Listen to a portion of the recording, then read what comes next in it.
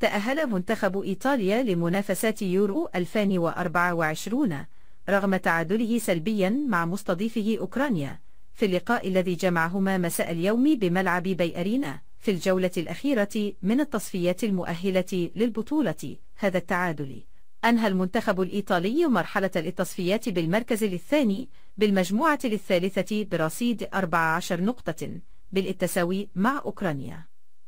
الذي حل ثالثا بنفس النقاط. ويستفيد الأزوري من المواجهات المباشرة التي تقع بصالحه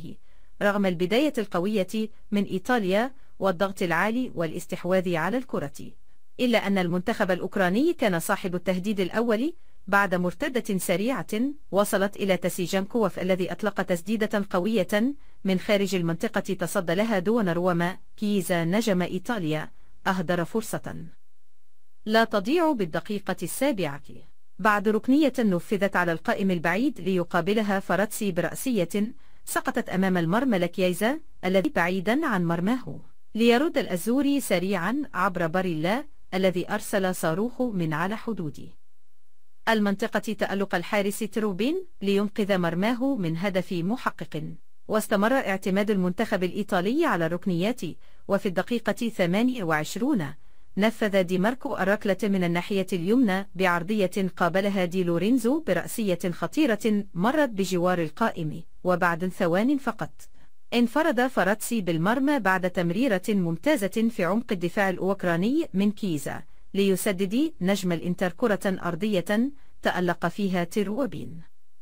وتصدى لها ثم يشتتها الدفاع. مسلسل إهدار الفرص من الجانب الإيطالي استمر، وبالدقيقة 32 انطلق كيزا بالجناح الأيسر إثر تمريرة دي ماركو ليتوغل داخل المنطقة ويمرر كرة عرضية فشل راسبادوري في متابعتها لتمر ويبعدها الدفاع. قبل انطلاق أحداث الشوط الثاني قام سيباليتي بإجراء تبديل بخط الهجوم من خلال الدفع بساكاماكا الذي شارك بدلا من راسبادوري. هدأ الشوط الثاني في بدايته حتى مرت 12 دقيقة، وحاول كيزا بعلامته المسجلة التوغل من الجانب الأيسر ليرسل تسديدة مقوصة مرت بمحاذاة القائم الأيسر لحارس أوكرانيا تروبين. مودريك كاد أن يقتل أحلام إيطاليا في الدقيقة 65